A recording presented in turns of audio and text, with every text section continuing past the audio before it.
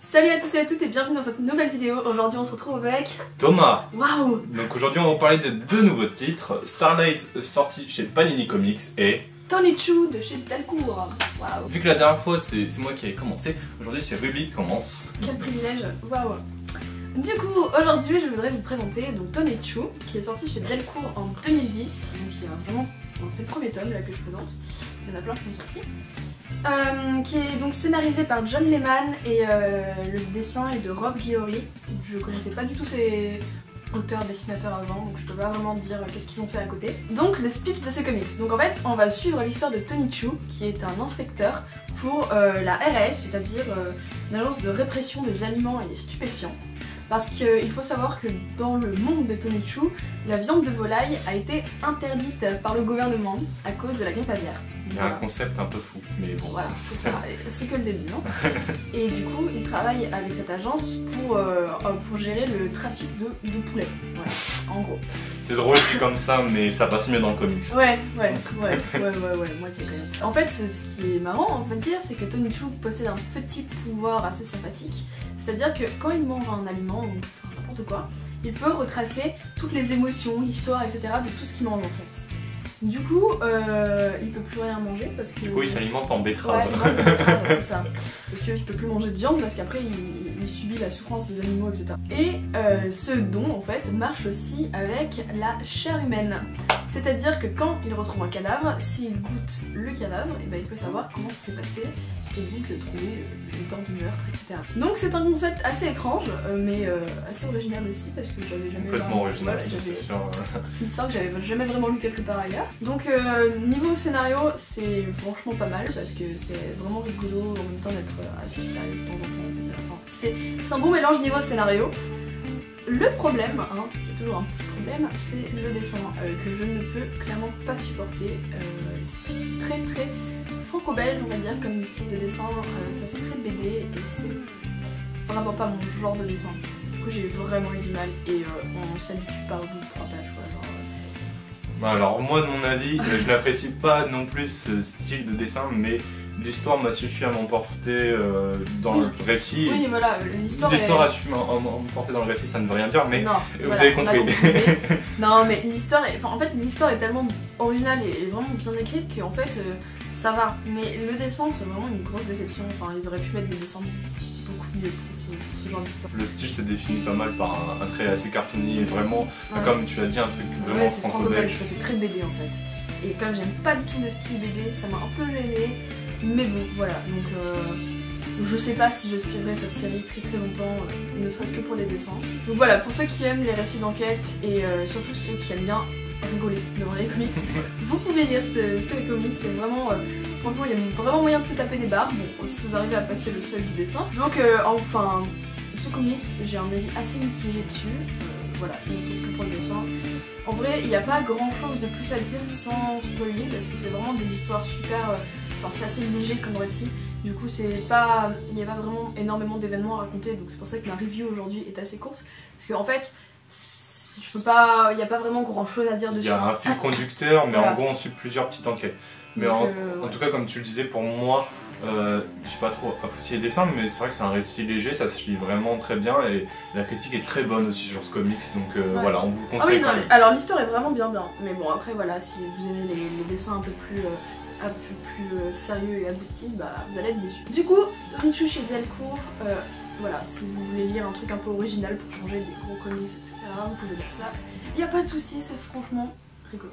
Donc à moi aujourd'hui je vais vous présenter Starlight de Mark Millar et Goran Parlov. Le niveau un petit peu au-dessus. Hein, voilà. Ouais. Alors la dernière fois je vous avais parlé aussi d'un récit de Mark Millar, Chrononauts. J'étais pas très fier de ma review parce que je l'avais pas trop préparé et j'ai beaucoup aimé Starlight, encore plus que Chrononauts. Donc du coup je vais essayer de faire une review très bonne cette fois-ci. Donc l'auteur c'est Mark Millar. Donc vu que c'est une nouvelle review, je me sens un peu obligé de représenter Mark Millar, on va faire ça très rapidement. On va présenter Mark Millar à toutes les vidéos. Bah donc Mark Millar, il a travaillé notamment chez Marvel où il a renouvelé un peu l'univers Marvel avec Ultimate, avec l'event Civil War. Il a fait aussi le récit Old Man Logan qui est hyper drôle et trash. Puis ensuite il a travaillé beaucoup en indé avec notamment Kick-Ass et Kingsman et aussi Chrononauts que je vous ai présenté la dernière fois. Faut savoir que tous ces récits indépendants vont avoir lieu à une adaptation au cinéma. Donc Starlight va avoir une adaptation au cinéma et je me demande bien ce que ça peut donner. Et en tout cas voilà, c'est un auteur, c'est l'auteur sûrement le plus connu de cette décennie je pense, et le plus reconnu. Au dessin on a Goran Parlov, donc faut savoir que c'est pas un dessinateur avec une renommée énorme, mais en Italie si, parce que c'est un dessinateur très connu en Italie. Après moi je connais pas du tout son travail à part du coup sur Starlight. Mais en tout cas j'aime beaucoup son style et apparemment dans le milieu du comics il a aussi travaillé avec Brian Kevogan sur Y le dernier homme. Mais bon, après je le connais pas du tout bien ce dessinateur. Le récit nous présente le personnage de Doug McQueen qui à l'âge de 20 ans a sauvé une planète nommée Tantal. En revenant sur Terre tout le monde va l'acclamer comme un héros jusqu'à que son image se dégrade au fur et à mesure du temps et qu'on le fasse passer pour une sorte de vieux fou qui croit avoir vu les extraterrestres. Même ses enfants pensent ça de lui, la seule personne qui l'encourage c'est sa femme. Et donc à l'âge de 60 ans, sa femme va décéder. Et du coup il va se retrouver un peu seul face au monde. Mais l'extraterrestre Chris Moore, un petit enfant, va venir le chercher pour qu'il puisse de nouveau sauver la planète Tantal parce qu'il y a de nouveau des problèmes. Alors c'est un récit très touchant, surtout dès le début on rentre direct dans l'histoire, c'est très bien amené. Il y a quelque chose de très touchant par rapport au fait que le personnage se retrouve seul face au monde et aussi la relation qu'il entretenait avec sa femme, sa relation amoureuse avec sa femme est aussi très touchante et même très drôle. C'est un récit très poétique et raconté en toute simplicité en fait. Le personnage de Chris Moore et l'enfant Doug McQueen sont deux personnages très différents mais ils ont quelques points en commun, c'est-à-dire que tous les deux ont vécu une chose dramatique dans leur vie et ils ont tous deux su à peu près se relever de cette épreuve. Et ils sont tous les deux des personnages très positifs, bien qu'ils ont une vie plutôt bouleversante. Alors bien sûr, ce qui fait la renommée de Mark Millar, c'est son humour noir et ses histoires bien trash.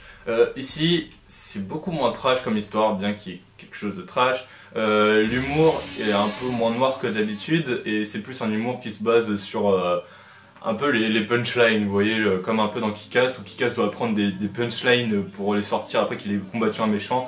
Ça joue pas mal aussi sur cet humour là et Mark Millar sait très bien y faire avec ça. Bien que là le récit soit bien plus soft qu'un Kick-Ass ou tout ce qu'il a pu faire auparavant. Aussi Mark Millar aime bien foutre des références partout. Donc là j'ai trouvé une référence à Batman et Ron. Il y en avait déjà une dans Kick-Ass 3 qui était assez drôle mais là elle était bien concrète.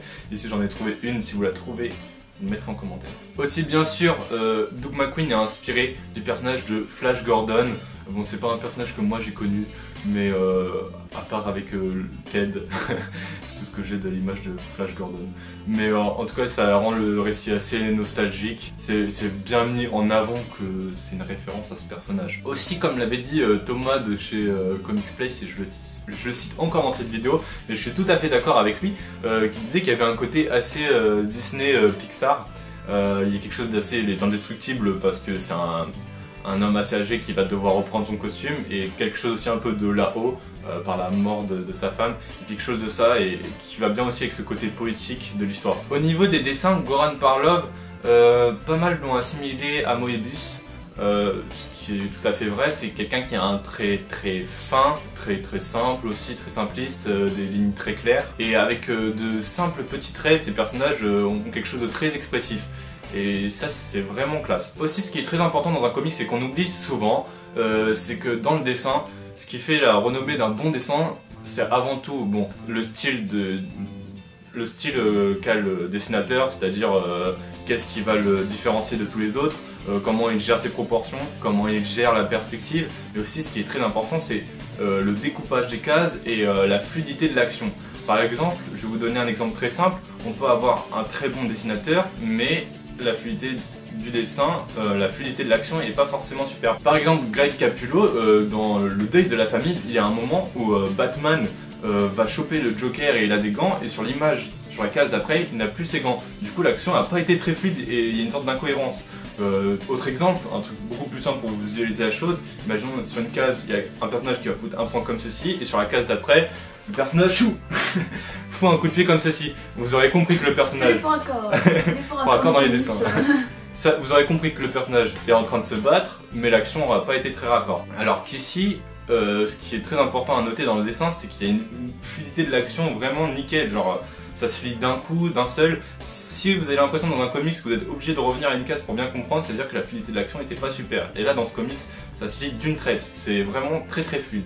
Et ça c'est un gros point positif. Yves Svorcina qui a travaillé notamment avec Esad Ribic sur Thor et Secret Wars, qui a une très grande renommée au niveau des couleurs. Bon ici c'est des couleurs encore bien très claires, et un truc un peu rétro qui va bien avec la nostalgie du récit. Il y a des couleurs aussi très joyeuses, bien que le récit s'apprête pas toujours à des choses joyeuses, mais c'est surtout que, comme je vous l'ai dit, les personnages ont vécu des choses très bouleversantes dans leur vie, et c'est pourtant des personnages très positifs.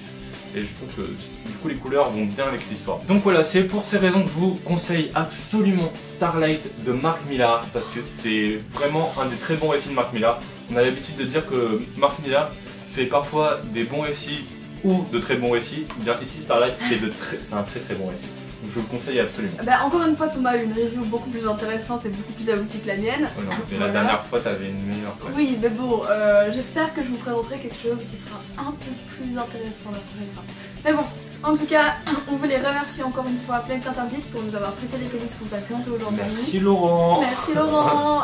C'est vraiment super cool, hein. Grâce à ça on peut continuer les vidéos sans avoir à se ruiner, ce qui est plutôt pratique. Puis on peut vous proposer surtout des nouveautés, ouais. Ça c'est super intéressant. Même des choses que je pensais même pas lire un jour. Donc surtout si vous habitez à Montpellier, n'hésitez pas à passer à Planète Interdite. Ouais. Si vous voulez même commencer les comics, c'est une très bonne boutique. Vous dites que vous venez de votre part comme ça fera un peu genre... Thomas est remis. Donc on se retrouve la semaine prochaine pour une prochaine review. Je pense que ce sera encore une review comics, hein. Pour l'instant c'est parti pour être même s'il y a 2-3 projets dont j'ai parlé avec Thomas il y a pas longtemps, et qui changeraient un petit peu de l'aspect comics de la chaîne, voilà, j'espère que ça va vous plaire, etc. Parce que moi je suis ultra hypée par ça, voilà. Je sais pas du tout de quoi elle parle. Gros suspense, attention. Donc à la semaine prochaine, à plus, c'est que la force est avec vous.